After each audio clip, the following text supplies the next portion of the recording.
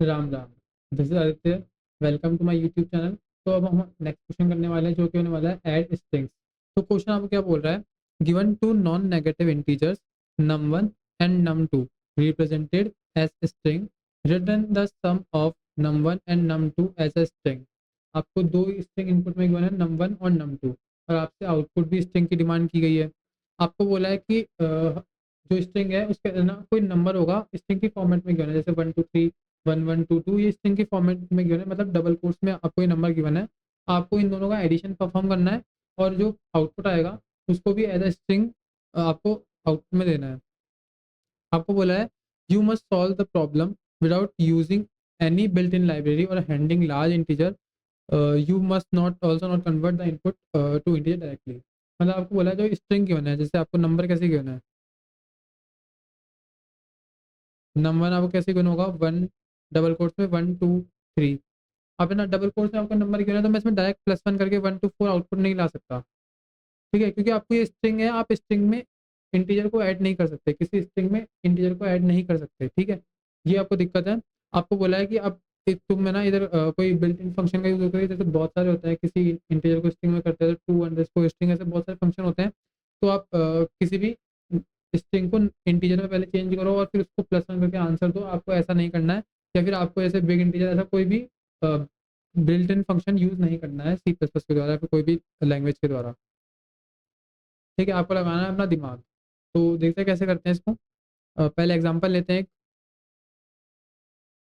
Let's मान लो एक easy number लेते हैं, 1 2 3।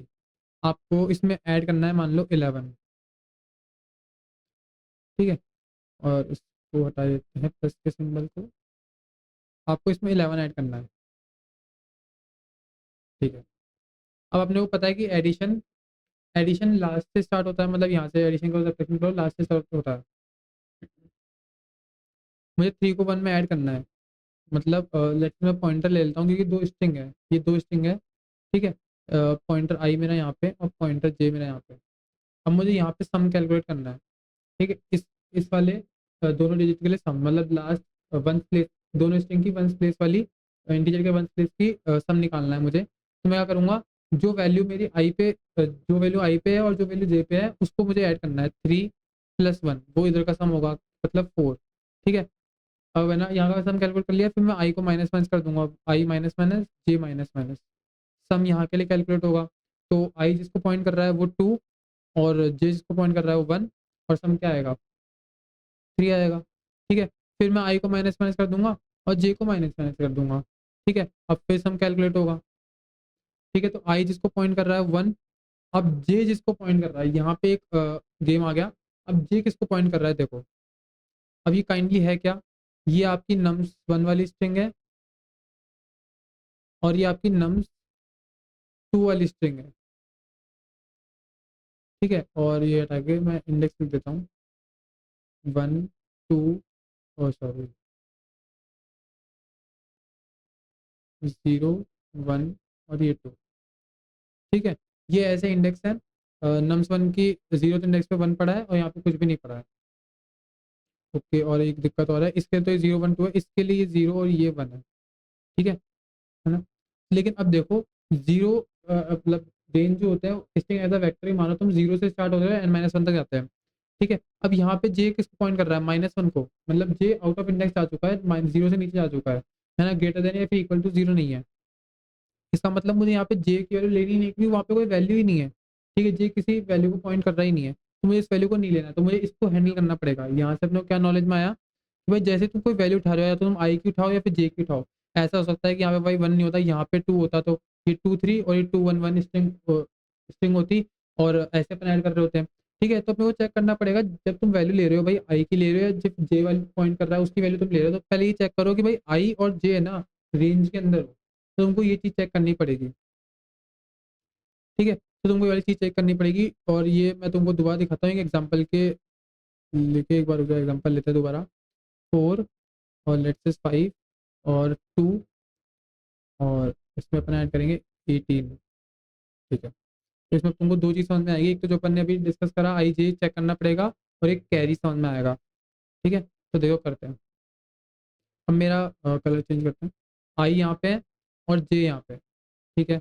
अब मैंने सम निकाला इधर के लिए, मैंने पहले चेक करा कि सम जीरो से या फिर जीरो से बड़ा है ना, मतलब नम्स वन की जो एरे के मतलब नम्स वन की जो रेंज है जीरो से लेकर एन माइनस वन तक उसकी रेंज में है ना।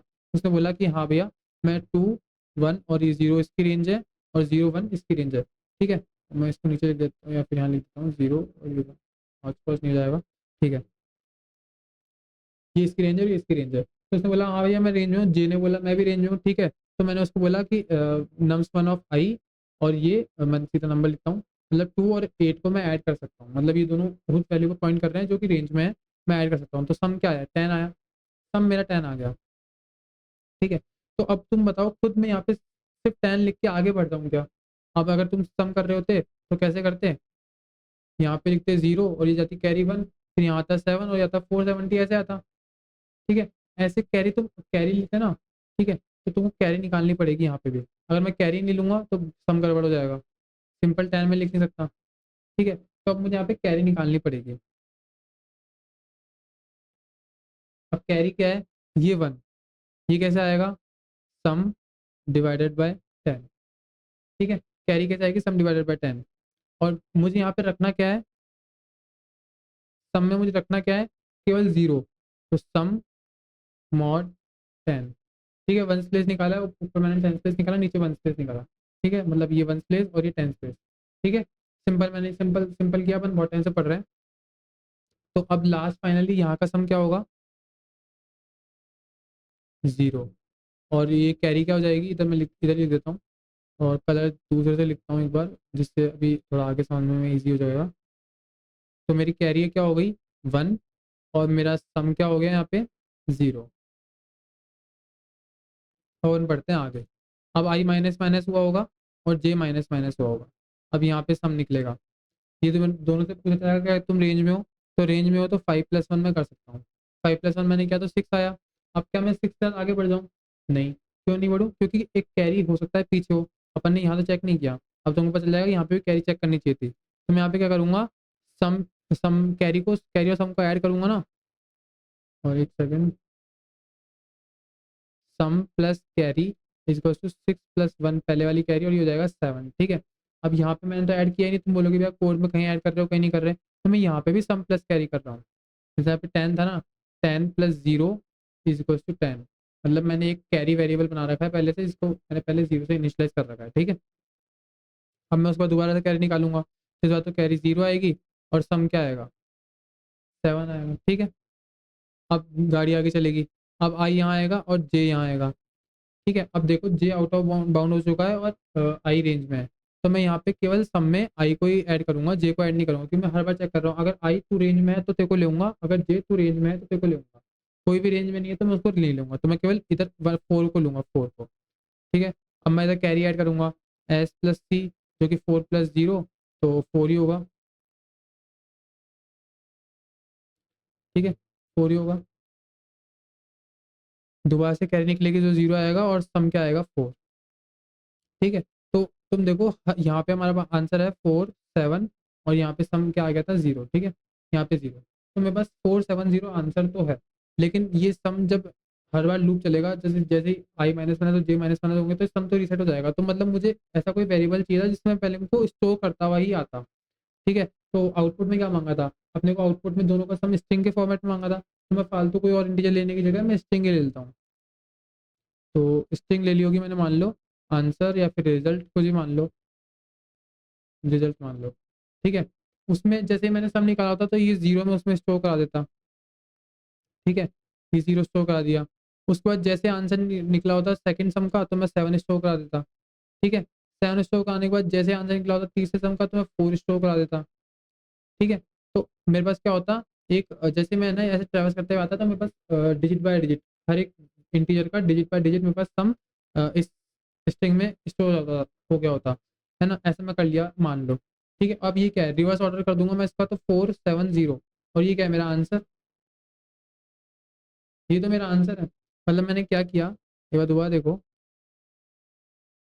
दो दो स्ट्रिंग गिवन थी, मैंने लास्ट इंडेक्स पे दोनों के पॉइंट रख दिया, आई रख दिया एक पे और जे रख दिया एक पे। और मैं तुमको फटाफट से इसका कोड भी दिखाता हूँ तो तुमको अच्छे से समझ में आ जाएगा।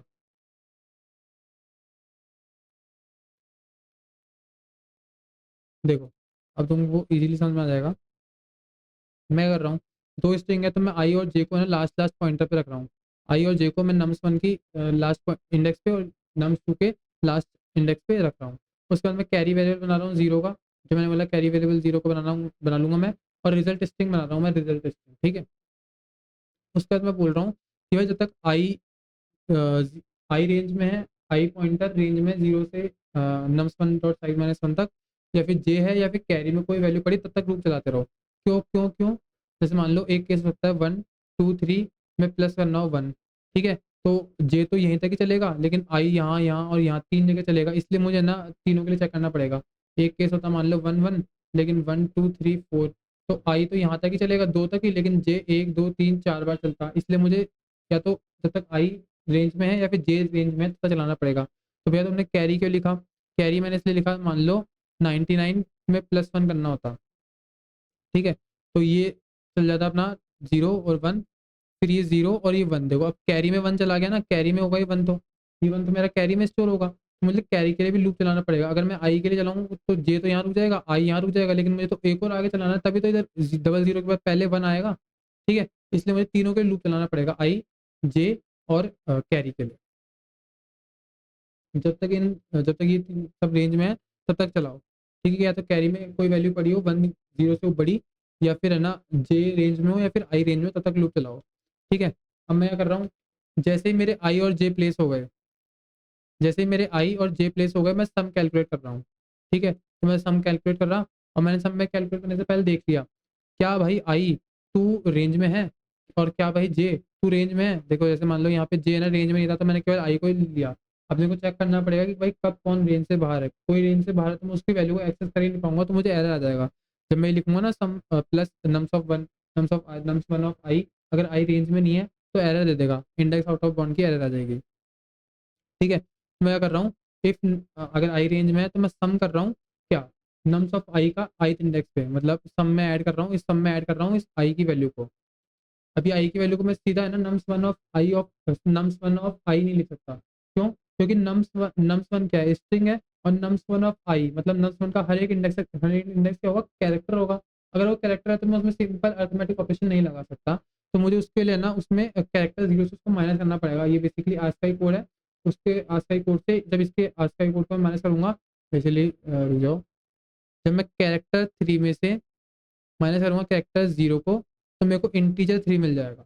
ये मैं कह रहा हूँ। ये क्यों हो रहा है? क्योंकि आस्काई कोड है, इसका आस्काई कोड माइनस इसका आस्काई कोड अपने को थ्री रिटर्न करेगा, ठीक है। ये मैंने बहुत डिटेल में स्ट्रिंग्स की वीडियो में कराया है, स्टार्टिंग की स्ट्रिंग्स की दो तीन वीडियो में मैंने ये सब कराया है, अपर केस से लोअर केस में, लोअर केस से अपर केस में, इंटीजर से मतलब इंटीजर से कैरेक्टर, कैरेक्टर से इंटीजर, ये सब क्वेश्चन हर एक क्वेश्चन पे अच्छे से दिमाग खपाया अपन ने। तो ये मैं इधर डिस्कस नहीं करूंगा, मैंने तुमको शॉर्ट में बता दिया। अगर तुमको डिटेल में जाना है तो वहाँ पे तुम वो वीडियो जाके देखो, ठीक है। तो मैंने यहाँ पे क्या किया, हर एक जो इंटीजर था उसको कैरेक्टर जीरो से माइनस करके उस इंटीजर में कन्वर्ट कर लिया, उसे इंटीजर में कन्वर्ट कर लिया, और उसको मैं ऐड कर रहा हूँ सम में। अगर इंडेक्स आई रेंज में है तो मैं आई वाली वैल्यू को ऐड कर रहा हूँ, और जे है तो उस वाली वैल्यू को ऐड कर रहा हूँ, और फिर आई को माइनस माइनस और जे को माइनस माइनस तुरंत कर ही दे रहा हूँ, क्योंकि आई हो जाएगा, मेरा कोई काम नहीं है। उसके बाद भाई मुझे देखना होगा, क्या पता कोई कैरी ऐड करने की रह गई हो, तो इनिशियल में तो कैरी की वैल्यू क्या रहेगी, जीरो, कैरी की वैल्यू क्या रहेगी, जीरो, ठीक है। जैसे लेकिन यहाँ पे कैरी की वैल्यू चेंज होगी, तो मुझे कैरी की वैल्यू मैंने ऐड कर ली। अब उसके बाद मैं ना अगर चेक करूँगा कि भाई कहीं डबल डिजिट में आ गया तो कैरी चली जाएगी ना। तो अगर जीरो से जैसे सम करने के बाद मेरा ये 10 आ गया था, तो डबल डिजिट में आ गया, तो मैं तो सिंगल डिजिट रखता हूँ, तो वन जाएगा कैरी में और जीरो यहीं रहेगा। तो वही कर रहा हूँ, कैरी ले रहा हूँ और सम जो वैल्यू वहाँ रहेगी वो वहीं रख रहा हूँ, ठीक है। फिर उसके बाद मैंने तुमको बोला था कि जैसे मेरा जीरो आ गया, अब मैं साथ ही के साथ इधर रिजल्ट में डालता जाऊँ, फिर जब मैं इधर जाऊँ तो इधर रिजल्ट में डाल दूँ, फिर जब इधर जाऊँ तो रिजल्ट में डाल दूँ, तो मेरे पास लास्ट में रिजल्ट में अपना आंसर स्टोर हो जाएगा। तो वही कर रहा हूँ, जैसे मैंने सम निकाल लिया, सम मेरा आ गया जीरो, सम और 10 करने के बाद मेरा सम में जीरो स्टोर हो गया होगा, भाई मेरे को जीरो रखना है इधर, ठीक है। तो मैं उसको रिजल्ट में ऐड कर रहा हूँ इस नंबर को। लेकिन ये नंबर अभी क्या है, ये सम अभी एक वो है, इंटीजर है, सम अभी इंटीजर है इस वक्त, सम क्योंकि अपन ने ऊपर क्या किया था, कैरेक्टर जीरो से माइनस किया था, तो इधर भी सम इंटीजर है। तो अब मैं इसको क्या कर रहा हूँ, वापस से स्ट्रिंग में कन्वर्ट करके रिजल्ट स्ट्रिंग में ऐड कर रहा हूँ, ठीक है। रिजल्ट स्ट्रिंग में ऐड कर दिया। उसके बाद लास्ट में जब ये पूरा लूप चल गया होगा तो पहले जीरो आके ऐड हो गया होगा, फिर सेवन आके ऐड हो गया होगा, 4 आके ऐड हो गया होगा, और फिर लास्ट में मेरे पास क्या होगा 074। अब इसका रिवर्स ऑर्डर क्या होगा, मेरा आंसर, तो रिवर्स कर दूंगा तो मेरे पास मेरा आंसर आ जाएगा। ठीक है, तो रिवर्स करने के लिए इधर ओ ऑफ एन गया, ठीक है, और ये सब लूप, ये लूप ये तो सब ओ ऑफ वन के ऑपरेशन है, लेकिन ये जो लूप चल रहा है, आई पॉइंटर चल रहा है, जे पॉइंटर भी चल रहा है, और कैरी भी चल रही है। ठीक है, लेकिन मैक्स टू मैक्स देखो, जो बड़ा होगा वो चलेगा, या तो ये वाली स्टिक बड़ी होगी तब तक लूप चलेगा, या फिर ये वाली स्टिक बड़ी होगी तब तक लूप चलेगा। ठीक है, और तुम देखो जो समय, एक सेकंड एक सेकंड एक सेकंड, हाँ, जो समय आएगा वो भी क्या, सिमिलरली ये आएगा, कोई एक एक वैल्यू ज़्यादा हो सकती है, बस इससे ज़्यादा क्यों नहीं होगी, क्योंकि कैरी क्या होगा, एक वैल्यू ज़्यादा होगी कैरी की, तो उसको तो अपन गिनेंगे नहीं। ठीक है, मतलब मैं बोल रहा हूँ या तो एन होगा या फिर एन प्लस वन होगा। ठीक है, या तो कॉम्प्लेक्सिटी ओ ऑफ एन होगी या फिर ओ ऑफ एन प्लस वन होगी। ये एक क्यों, क्योंकि कैरी क्या क्या पता दोनों पॉइंटर स्टॉप हो गए, कैरी चल रही है, तो इसलिए मैंने plus one n plus one किया, तो उसके तो कोई वैल्यू है नहीं, कांस्टेंट है, वन को हटा देंगे, तो ओ ऑफ एन ही होगी इस लूप की भी कॉम्प्लेक्सिटी। इस लूप की कॉम्प्लेक्सिटी भी ओ ऑफ एन होगी, और रिवर्स करने के लिए भी ओ ऑफ एन लगेगा, तो total of overall complexity O of n लगेगी। और स्पेस कॉम्प्लेक्सिटी अपन कुछ ले रहे नहीं है, तो कांस्टेंट होगा। ठीक है, हाँ ठीक है, तो इतना इजी सॉल्यूशन था। एक बार इसको अपन रन करके देखते हैं।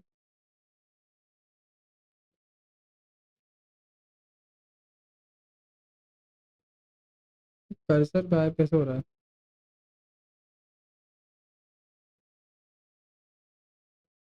लीड कोड में ग्लिच है क्या है, कर्सर गायब हो रहा है।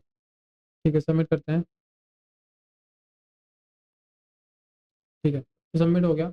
इतना ही था यार, इस वीडियो में अपन ने ये क्वेश्चन कर लिया है, और ओ ऑफ एंड टाइम कॉम्प्लेक्सिटी में कर लिया है। तो मिलते हैं नेक्स्ट क्वेश्चन में, तब तक के लिए सीताराम।